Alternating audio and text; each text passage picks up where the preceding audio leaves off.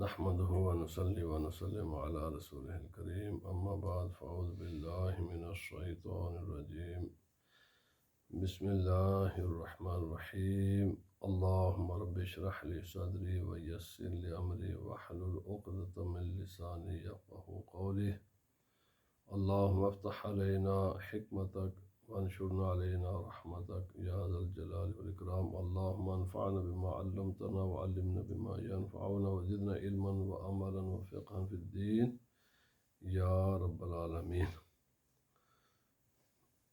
الصلاة والسلام عليك يا سيدي يا رسول الله وعلى آلك وأصحابك يا سيدي يا حبيب اللہ۔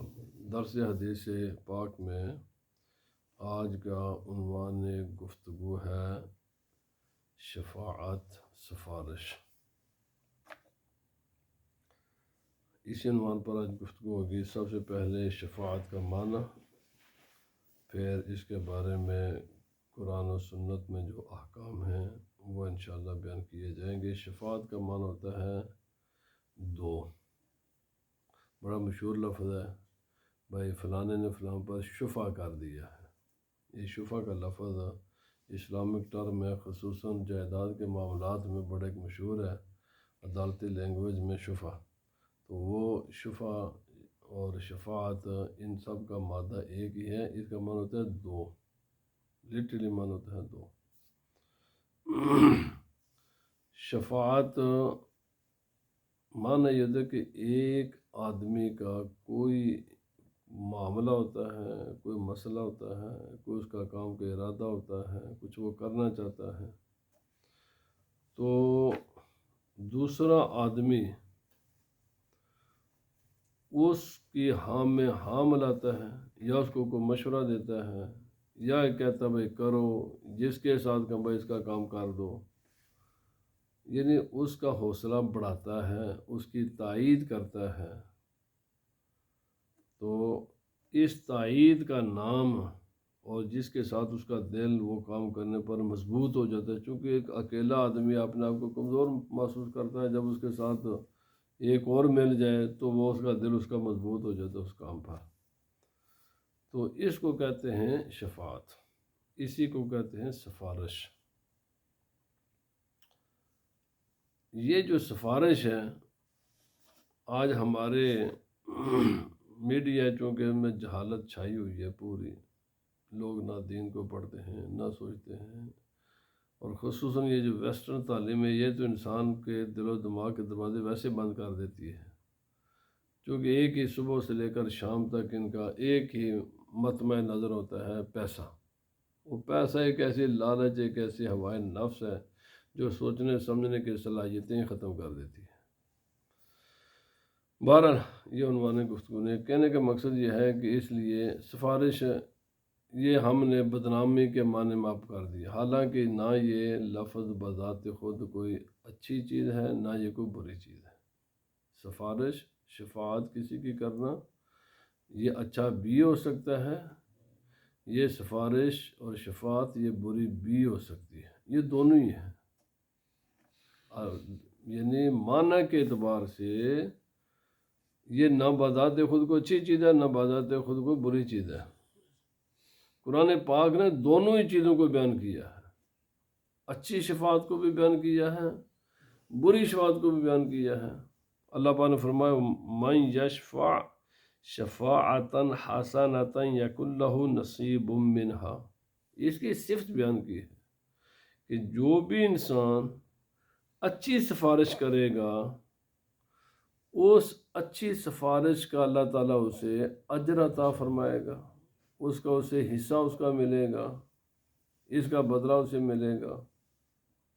تو اچھی شفاعت پر اللہ تعالیٰ کا اچھا بدلہ دینے کا وعدہ ہے۔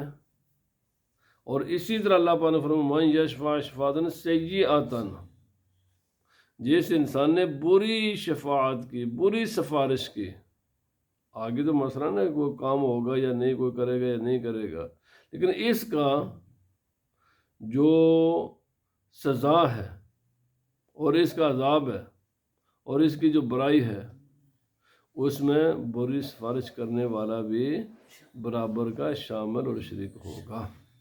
تو پتہ چلا کہ یہ تقسیم قرآن حکیم نے خود کی ہوئی ہے، اللہ تعالیٰ نے خود کی فرمائی ہے کہ شفاعت سفارشیں دو قسم کی ہوتی ہیں، اچھی بھی ہوتی ہے بری بھی ہوتی ہے۔ اچھی پر بندے کو اللہ تعالیٰ اجر عطا فرماتا ہے، بری پر بندے کو اللہ تعالیٰ سزا دے گا۔ تو کوئی بھی یہاں پر پہلی بات یہ ہے کہ منہ انسان کو بند کر لینا چاہیے دنیا کے معاملات میں، تو بھائی نہیں کرنا چاہیے۔ والعصر ان الانسان لفی خسر الا الذین آمنوا وعملوا الصالحات وتواصوا بالحق وتواصوا بالصبر۔ اللہ پاک نے فرمایا، زمانے کی قسم اٹھا کر اللہ تعالیٰ نے فرمایا کہ انسان گھاٹے میں ہے، نقصان میں ہے۔ بس نقصان میں صرف وہ لوگ نہیں ہیں کہ جو ایمان لانے کے بعد، اعمال صالح کے بعد آپس میں ایک دوسرے کو حق سچ کا حکم دیتے رہیں، تبلیغ کرتے رہیں اور صبر کی تلقین کرتے رہیں، یہ لوگ نقصان میں نہیں، ان کے علاوہ باقی لوگ نقصان میں ہیں۔ تو اس کا معنی یہ ہے کہ زبان کو بند نہیں رکھنا چاہیے، لوگوں کو نیکی کی طرف بلاتے رہنا چاہیے، جتنا انسان کوئی کر سکتا ہے نا، جتنا کچھ کسی انسان کے بس میں ہے نا، اتنا انسان کو نیکی کرتے رہنی چاہیے، کچھ بھی نہیں تو زبان سے کم از کم پیغام کنوے کرتے رہنا چاہیے۔ میں آگے جانے سے پہلے یہاں پر دو باتیں عرض کرنا ضروری سمجھتا ہوں، کیونکہ آج کل نبی صلی اللہ علیہ وسلم نے فرمایا قیامت کی نشانیوں میں سے ایک نشانی یہ بھی ہے کہ جہالت عام ہو جائے گی۔ آج کل عام لوگ اسکول کالجوں یونیورسٹی میں پڑھ کے سمجھا بڑے علم والے ہیں، حالانکہ وہ جس فیلڈ میں انہوں نے تعلیم حاصل کی اس کو تو جانتے ہوں گے، بس جس فیلڈ میں انہوں نے کچھ کیا ہی، کچھ پڑھا ہی نہیں ہے، وہ سمجھا ہمیں دین کا بھی پتہ چل گیا۔ وہ اللہ کے بندو، ایک ڈاکٹر بنتا ہے 6 سال، وہ سارا انسانی جسم کے بارے میں پڑھتا رہتا ہے، وہ دین کا اس کو کیسے پتہ چل گیا؟ ایک انجینئر ہے، وہ 3-4 سال وہ پڑھتا انجینئرنگ، اس کو دین کا کیسے پتہ چل گیا یونیورسٹی جانے سے، اسکول کالج جانے سے؟ جب تک وہ پڑھے گا نہیں، آئے گا نہیں، کسی استاد کے پاس بیٹھے گا نہیں، نہ اس کو اس دین کے کلیات کا پتہ ہے، نہ جزیات کا پتہ ہے، نہ فروعات کا پتہ ہے، پتہ ہی نہیں ہے بیچارے کو، اور آج خود سوچنا شروع کر دیتے ہیں ہمیں پتہ ہے۔ اچھا، اس کا رزلٹ برا کیا نکلتا ہے؟ پھر وہ ہر مسئلے میں اپنے رائے دیتے ہیں، اور وہ اپنے رائے کو فائنل سمجھتے ہیں کہ ہم جو کہہ رہے ہیں یہ بالکل ٹھیک کہہ رہے ہیں، بالکل یہی بات ہے۔ اور یہ قیامت کی نشانیوں میں سے ایک نشانی ہے۔ نبی پاک صلی اللہ علیہ وسلم نے فرمایا، یہ حدیث پاک، اور یہ انسان کو تباہ و برباد کرنے والی مینٹالٹی اور ذہنیت ہے۔ نبی صلی اللہ علیہ وسلم فرمائے، بندے کو جو چیزیں ہلاک کریں گی نا، جو تباہ و برباد انسان کو کر دیتے ہیں چیزیں، وہ 3 چیزیں۔ فرمایا، ہواء متبع، شح مطاع، ہواء متبع، اعجاب المرء بنفسہ۔ یہ 3 چیزیں رسول اللہ صلی اللہ علیہ وسلم نے فرمایا تباہ کن ہیں۔ جب بھی کسی انسان میں کے ساتھ یہ 3 صفتیں لگتی ہیں تو وہ انسان تباہ و برباد ہو جاتا ہے۔ پہلا، انسان کنجوس ہو جائے، اور جو کنجوسی ہے اس کی اطاعت کرے، دل کہتا نہیں کرنا، بس پیسہ جمع کرنا جمع کرنا جمع کرنا، بس اسی کام میں ساری زندگی لگا رہتا ہے، پیسہ پیسہ پیسہ پیسہ پیسہ، دولت دولت دولت، اسی کام میں وہ لگا رہتا ہے، نہ اپنی ذات پر خرچ کرتا ہے، نہ اپنی بیوی بچوں پر خرچ کرتا ہے، نہ کسی نیک کام میں وہ خرچ کرتا ہے، بس ایک دوڑ لگی رہتی ہے کہ اس نے جناب یہ میرا بھائی نے اس نے یہ کہ تو میں نے تو اس سے آگے بڑھنا ہی بڑھنا ہے، بس اس کی اگر ایک 10 مرلے کا کوٹھی ہے تو میں نے تو 20 کی بنائی کر چھوڑنی ہے۔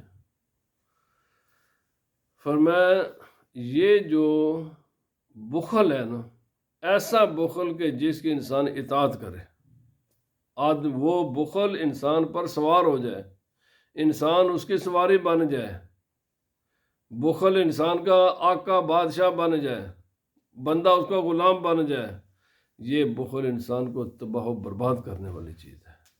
میرے بھائی، دولت دنیا کی ساری جمع کرنے کے لیے چیزیں نہیں، یہ استعمال کی چیزیں ہیں۔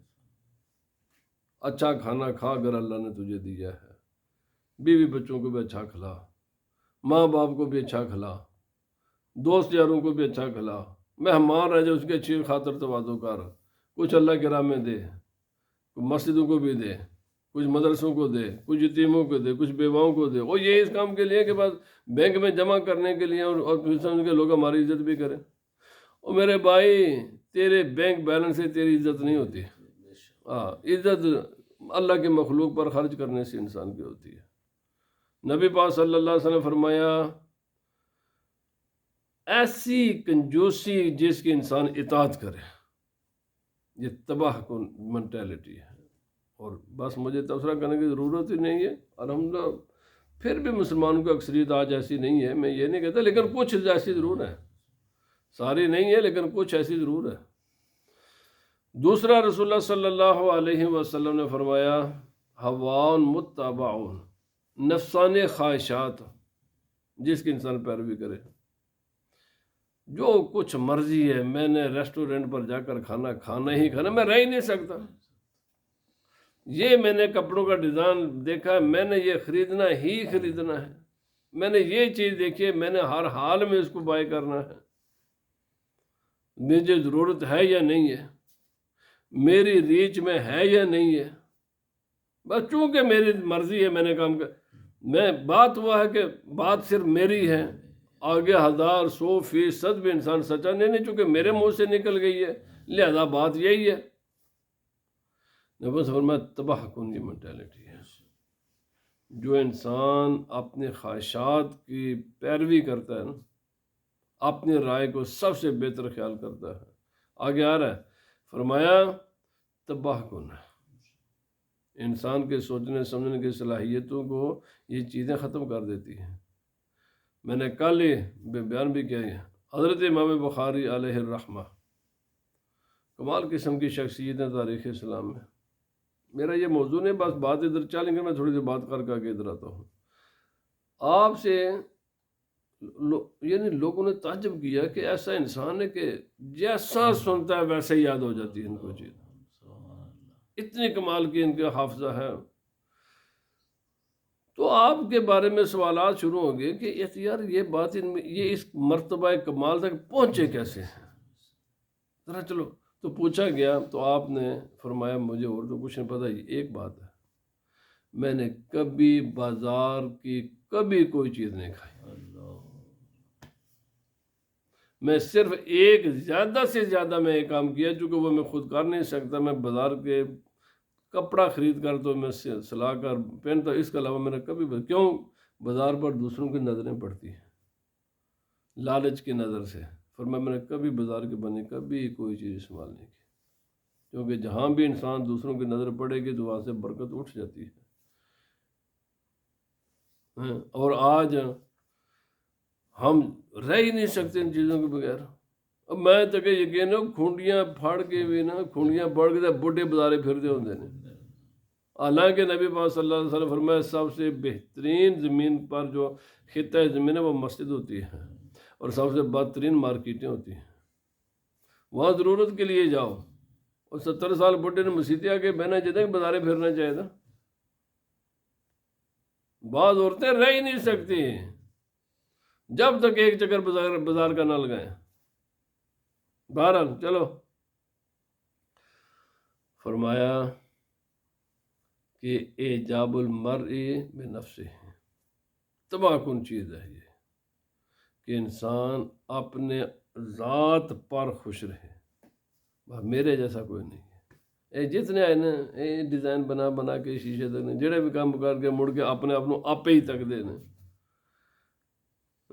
کوئی بھی بات ہو پھر وہ دنیا بڑی وسیع ہے، لوگ مثلا میں اپنی تقریریں جہاں لگا کر میں آپ ہی جا کر بار سنوں، اور یہ کیا چیز ہے، میں نے تو کر دی، مجھے پتا میں نے کیا کہا، اس کو میں نے کیا سننا، میں نے تو یہ اس لیے کرتا ہوں اللہ کے مخلوق کو فائدہ ہو جائے، اور اپنے آپ پر اپنے رائے کو اپنے آپ کو کچھ بھی نہ سمجھو. جب تک تم اپنے آپ کو کچھ نہ سمجھو گے، اس سطح پر نہیں لاؤ گے، تم بچ نہیں سکتے. جب سمجھو بس میری بات ہی فائنل بات ہے، میں ہی آخری ہوں، جو میں کہتا ہوں اس کے سوا کوئی دنیا میں ہی نہیں ہے. تو بات یہ ہے کہ یہ وہ چیزیں ہیں کہ جنہوں نے آج کی بہت بڑے خصوصاً باقی قومیں تو ویسے جہالت کا شکار ہیں، میں خود مسلمانوں کی بات کر رہا ہوں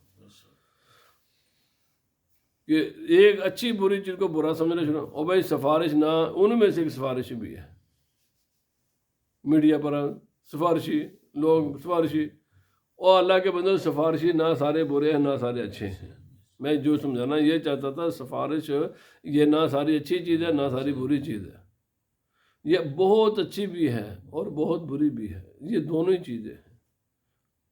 مسلمانوں کو اچھی شفاعت کرنے کا حکم ہے، اچھی شفاعت کو قبول کرنے کا بھی حکم ہے. بری سفارش نہ کرنے کا حکم ہے اور بری سفارش کو قبول بھی نہ کرنے کا حکم ہے. اب میں حدیثیں عرض کر کے چند باتیں عرض کروں گا. حضرت ابو موسیٰ اشعری رضی اللہ تعالیٰ عنہ کہتے ہیں کہ رسول اللہ صلی اللہ علیہ وسلم کی یہ عادت مبارک تھی، جب آپ کے پاس کوئی بھی حاجت مند آتا تو رسول اللہ صلی اللہ علیہ وسلم اس طرح نظر اٹھا کر تمام جتنے حاضرین مجلس ہوتے ہیں ان کے چہروں کی طرف آپ دیکھا کرتے، ایسے نظر اٹھا کر دیکھتے. اور چونکہ یہ سمجھنے والے کوئی کوئی ہوتا ہے. ہاں، یہ ہمیشہ بات رہی ہے کہ انسان کو جب انسان کسی کو سمجھ جائے نا تو آدھے سے زیادہ مسائل حل ہو جاتے ہیں، کیونکہ بہت سی چیزیں ہوتی ہیں جو کہنے والی نہیں ہوتی اور ان کو زبان پر نہیں لایا جاتا. عقل مند انسان وہ یہ ہے کہ جو اس انسان کے دل کے اندر چیز ہوتی ہے نا وہ بھی پڑھ لے. اوپر سارے ہوتے نہیں نا ایسے سارے ہوتے نہیں ہیں. یہ کچھ ہی لوگ ہوتے ہیں جو کسی انسان کو، خصوصاً دانا بینا عقل مند صاحب علم انسان، بہت کئی مرتبہ وہ بات نہیں کرنا چاہتے. کیوں بھائی؟ ادھر 200 آدمی بیٹھا ہوا ہے، 200 آدمی کے خیالات مختلف ہیں. 200 آدمی ضروری تو کہ ایک جیسے ہوں گے. انہیں میں پڑھ بیٹھا ہوا کوئی آدمی کسی خیال کا ہوگا، کوئی کسی کا خیال کا، اس نے سب کو لے کر چلنا ہوتا ہے. زبان پر جب وہ لفظ لے کر آئے گا تو کسی کو اچھے لگیں گے، کسی کو برے لگیں گے. وہ چاہتا ہے کچھ کرنا، لیکن میں عام انسان میں بعض اوقات ایسے بات ہوتے ہیں کہ انسان نہیں کر سکتا وہ بات. کیوں؟ اس کی سیٹ کا تقاضا یہ کہ وہ بات نہ کرے. لیکن بعض اوقات وہ کام ہوتے اچھے ہیں، کسی مصلحت کی بنیاد پر اسے خاموشی اختیار کرنی پڑتی ہے.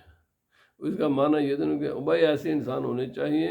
اگر کوئی عقل مند ہو، کسی خوش نصیب کو ایسے ساتھی مل جائیں کہ جو اس کی آنکھوں کو پڑھ لے، اس کے چہرے کو پڑھ لے، اس کے اندر کو پڑھ لے. یہ چاہتا ہے، بولتا نہیں کسی مثلاً کسی وجہ سے، پر اس کے اندر یہ چیز ہے، یہ چاہتا ہے ایسا ہو.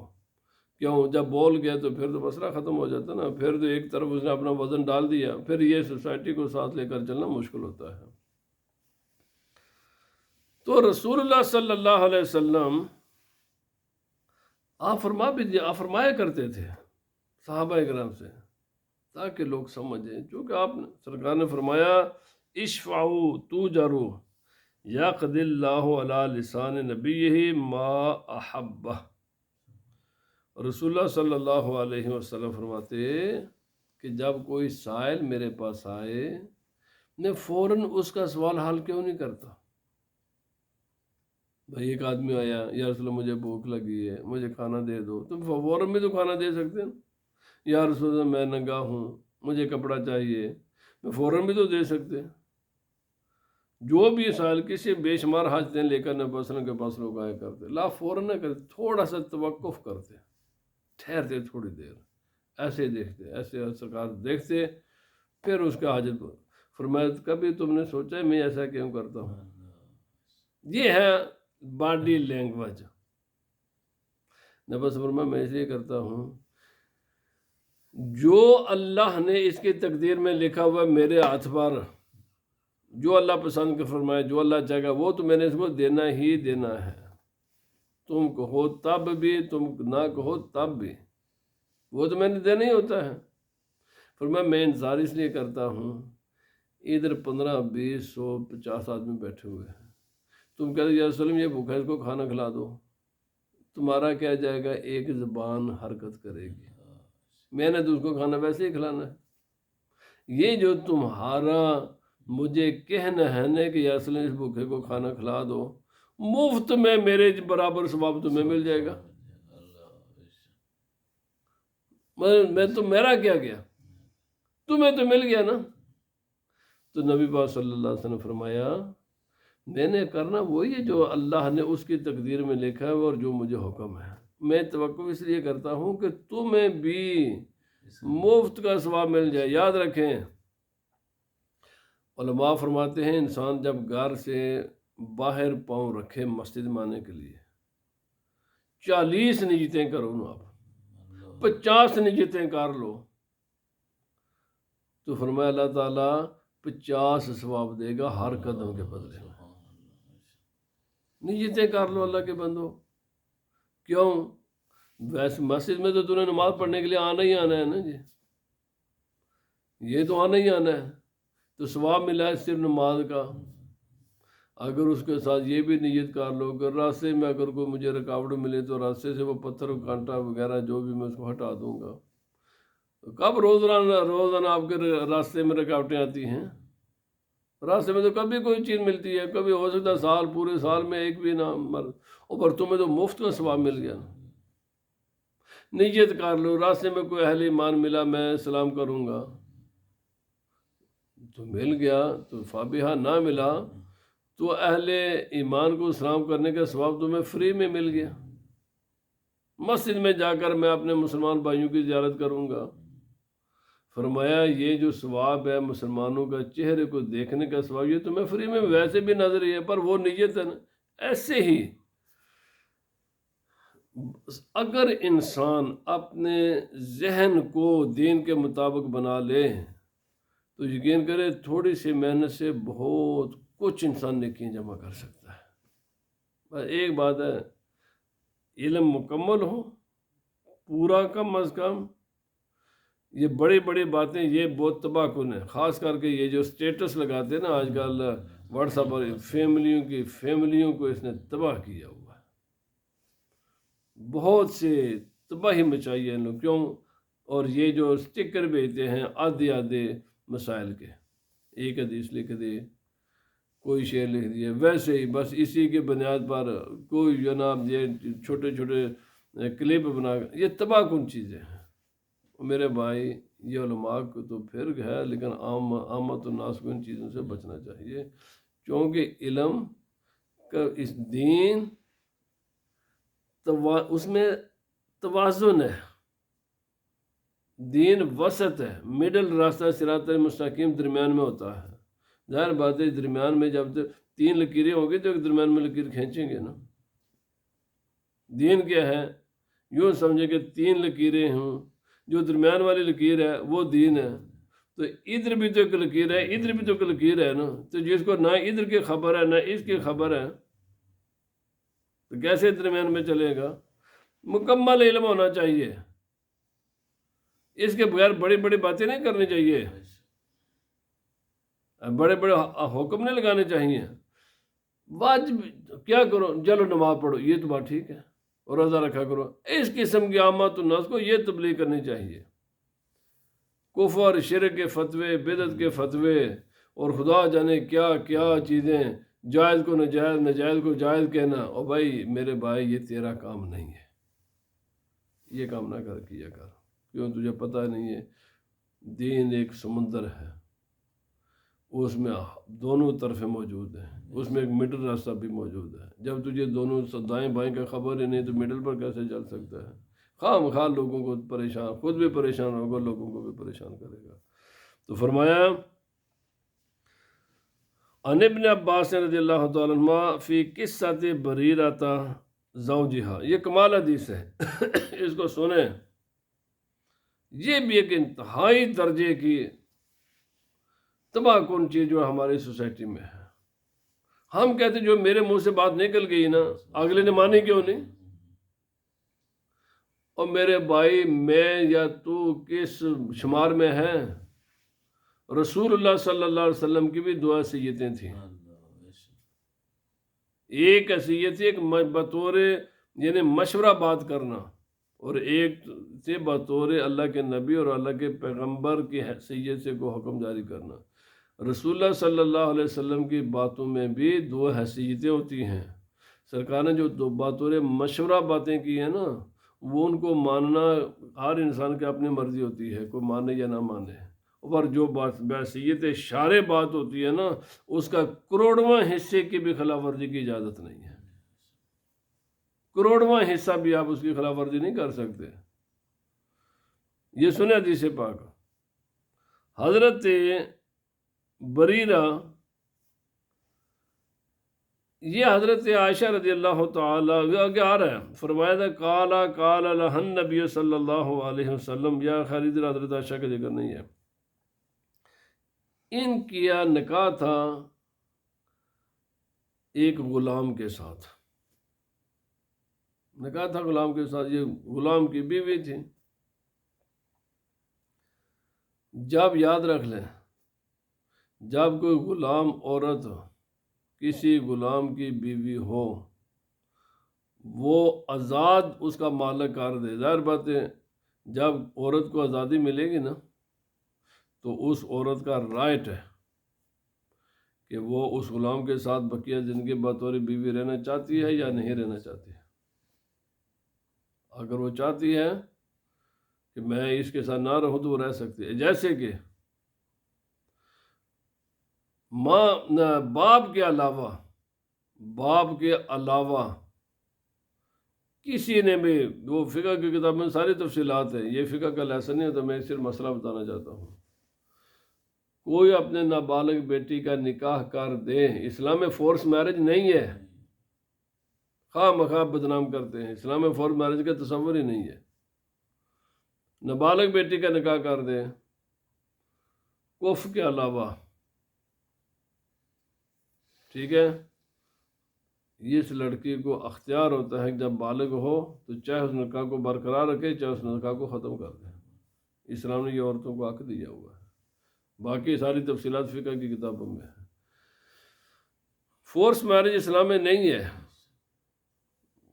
ایک چھوٹی سی جز ہے اور وہ بھی اس میں بھی میں وہ عرض کرتا ہوں ایک ہے، یہ بھی نہیں کہ بالکل ہی نہیں ہے، نہیں، ایک جگہ پر ہے فورس میرج بھی ایک ہے، پر وہ صرف باپ، کیونکہ باپ اپنے اولاد کے حق میں اس پر وہ رحم ہے کہ انسان کو خود اپنے آپ پر اتنا رحم نہیں ہوتا جتنا باپ کے دل میں اپنی اولاد کا رحم ہوتا ہے. انسان کو بھی اپنی ذات پر بھی اتنا رحم نہیں ہوتا جتنا باپ مہربان ہوتا ہے اولاد کے لیے. اس لیے اس کے فیصلے کو تبدیل نہیں کیا. اس پر پھر کنڈیشنیں ہیں.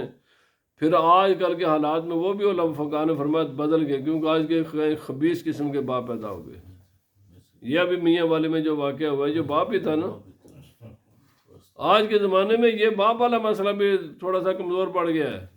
اس قسم کے جو ہلاک کا طبقہ باپ تو ہیں، جاہل فاسق فاجر قسم کے لوگ، یہ اپنے بچوں کا جو نکاح کریں گے نا، علماء فرماتے ہیں یہ ان کے نکاح میں اور بچی کی مرضی ہے اس کو برقرار رکھے یا اس کو ختم کر دے.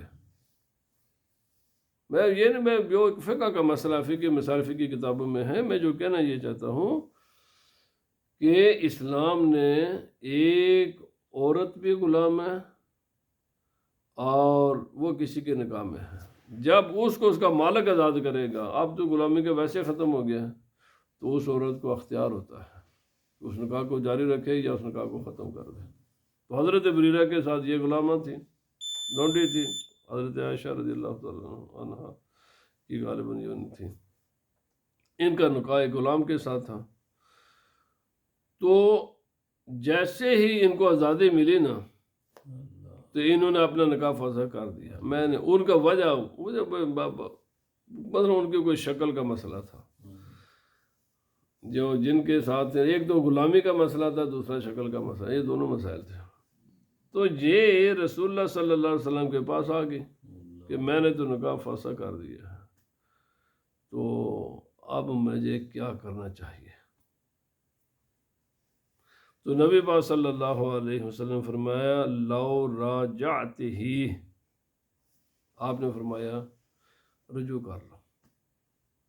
یاد رکھ لیں طلاق کے بعد رجوع ہوتا ہے، اور بعض صورتوں میں عورتوں کو بھی یہ دیکھو فسخ کا مسئلہ، یہ عورتوں کو حق ہوتا ہے فسخ کرنا نکاح کا، جو فسخ کر سکتا ہے، نکاح کو توڑ سکتا ہے، وہ نکاح کو بحال بھی کر سکتا ہے۔ تو بہرحال نبی پاک صلی اللہ علیہ وسلم نے فرمایا میرا مشورہ یہ ہے کہ تم اسی شوہر کے ساتھ رہو جس کے نکاح میں تم پہلے تھیں۔ قالت یا رسول اللہ صلی اللہ علیہ وسلم تامرونی، یا وسلم یہ جو آپ کا حکم ہے یہ میرے لیے شریعت کا مسئلہ ہے یا ایک مشورہ ہے آپ کا؟ قال انما اشفع، اور رسول اللہ صلی اللہ علیہ وسلم نے فرمایا یہ شریعت کا حکم ہے، بطور شارع تجھے نہیں کہہ رہا، ایک خیر خواہ کی حیثیت سے تجھے مشورہ دے رہا ہوں کہ اسی پہلے شوہر کے ساتھ زندگی گزارو۔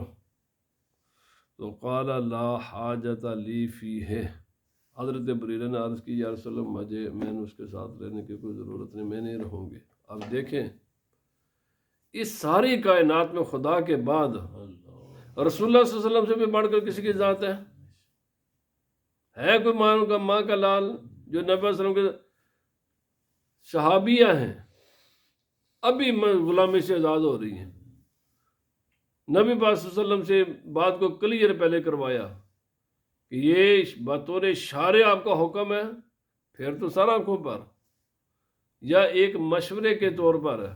سرکار نے فرمایا میرا یہ شارع کے صحیح سے حکم نہیں، میرا مشورہ ہے، فرمایا میں نہیں اس کو قبول کروں گی۔ نبی پاک صلی اللہ علیہ وسلم، اچھا نبی صلی اللہ علیہ وسلم میرے بھائی آج یقین کریں مجھے، چونکہ زندگی کے تجربات ہیں نا جی، کسی کو کوئی مشورہ دے کر اس کو بات نہ مانو، وہ ساتویں آسمان پر غصے سے چلا جاتا ہے، میری بات کیوں نہیں مانو؟ اللہ کے بندے پہلے تو ہے، تیرے اپنے حیثیت کیا ہے؟ پہلے تو تیرے حیثیت نبی صلی اللہ علیہ وسلم سے بھی بڑھ گئی ہے، تو عامر ہے یا مشورہ ہے تیرا؟ اگر مشورہ تیرا کسی نے نہیں مانا تجھے غصہ کرنے کا کوئی حق نہیں ہے۔ میری بات سمجھے کہ نہیں؟ تیری سفارش کسی نے نہیں مانی، میرے بھائی سفارش نہ ماننا، ماننا نہ ماننا یہ اگلے آدمی کی مرضی ہوتی ہے، آپ کسی کو مجبور نہیں کر سکتے۔ یہ فرق ہے، مشورے اور سفارش اور حکم میں یہ فرق ہے، اور یہ سارے الفاظ ہیں، پر مشورہ ماننا، سفارش ماننا ضروری نہیں ہوتا، حکم ماننا ضروری ہوتا ہے۔ آپ اور جس کا مشورہ نہ مانا جائے، جس کی سفارش نہ مانی جائے، اس کو بھی غصہ نہیں کرنا چاہیے۔ ہاں بالکل، یہ ہاں اگر کسی کو کوئی شک ہے تو پہلے کلیریفیکیشن کرا لے کہ سرکار حکم دینے کا کس کو رائٹ ہے یا کہ نہیں ہے، یہ بھی تو ہے نا۔ یاد رکھ لیں ماں نے باپ کے کچھ احکام نافذ ہوتے ہیں اولاد پر، لیکن وہ بلوغ سے پہلے ہوتے ہیں۔ جب اولاد بالغ ہو جائے تو باپ کا کوئی حکم اپنی اولاد پر نافذ نہیں ہوتا، وہ مشورہ دے سکتا اپنی اولاد کو، حکم نہیں چلا سکتا۔ اچھی اولادیں اپنے ماں باپ کے مشوروں کو اپنے حکم کا درجہ دیتی ہیں، لیکن اس کے مشورے کو اگر کوئی نہ مانے تو اولاد گنہگار نہیں ہوتی۔ اور ماں باپ کو بھی چاہیے یہ سمجھیں کلیئر کہ میرا ہی بھائی مشورہ ہے، آگے تیری مرضی کر یا نہ کر، اگر کرے تو الحمدللہ بہت اچھی بات ہے، نہ کرے تو اولاد گنہگار نہیں ہوتی۔ اس لیے آخری بات، لوگوں کو اچھی اچھی باتیں بتاتے رہنا چاہیے، کہتے رہنا چاہیے، اسی سے نیکی کی ترویج ہوتی ہے۔ لیکن اس کا معنی یہ نہیں ہے کہ اگر آپ کی بات پر کوئی عمل نہیں کرے تو آپ اس کے پر غصہ کریں۔ غصہ کیوں کریں؟ اس کی مرضی کرے کہ نہ کرے، آزادی ہے اسلام میں، اسلام نے آزادی دی ہوئی ہے۔ اللہ آپ پوچھ لے گا، یا جن کا کام ہے حکمرانوں کا کام ہے وہ جانے اور یہ بندہ جانے، آپ کو کس نے رائٹ دیا کسی انسان پر اس قسم کا حکم چلانے کا؟ وہ بھائی نہیں ہے رائٹ۔ آپ کو کوئی کسی کو جسمانی تکلیف دینے کی اجازت نہیں ہے، کسی کو اور کسی قسم کی تکلیف دینے کی اجازت نہیں ہے۔ زیادہ سے زیادہ مشورہ کسی کو دے سکتے ہیں، علماء کا کام مشورہ دینا ہی ہوتا ہے، کسی کو خیر خواہی کی باتیں بتانا ہی ہوتا ہے۔ علماء کا کام یہ نہیں ہے، یہ ان کی حدود میں ہی داخل نہیں ہے کہ وہ جناب کوئی کسی قسم کا تشدد کرے۔ تشدد ہاں الفاظ میں سختی کر سکتے ہیں، یہ اجازت ہے، ان کو غصہ ہو سکتے ہیں، غصہ ہونے کی اجازت ہے، لیکن اور کسی قسم کا تشدد نہیں کر سکتے وہ۔ اسلام ایسا نہیں ہے، بالکل اندھا دین نہیں ہے، اسلام میں توازن ہے، عدل ہے، اس میں بالکل بیلنس ہے۔ کوئی بات بھی اس پورے اسلام کی تعلیم میں کوئی بھی چیز ان بیلنس نہیں ہے۔ اللہ پاک ہمیں عمل کی توفیق عطا فرمائے۔ تو آج کا خلاصہ گفتگو یہ ہے کہ اچھی اچھی باتیں لوگوں کو مدد کرتے رہنا چاہیے، اس میں کوئی حرج نہیں ہے، یہ بالکل جائز ہے، یہ اچھی بات ہے، یہ ثواب کا کام ہے۔ کسی کو رشتے کی ضرورت ہے اس میں ہیلپ کر دیں، کسی کو کوئی مدد کی ضرورت ہے اس کو زبانی ہیلپ کر دیں، یہ اچھی چیزیں ہیں، برائی کی نہ کریں۔ اقول قولی ھذا استغفر اللہ لی ولکم ولسائر المؤمنین والمؤمنات انہ هو الغفور الرحیم۔ سبحان ربک رب العزۃ عما یصفون وسلام علی المرسلین والحمد للہ رب العالمین وما علینا الا البلاغ المبین۔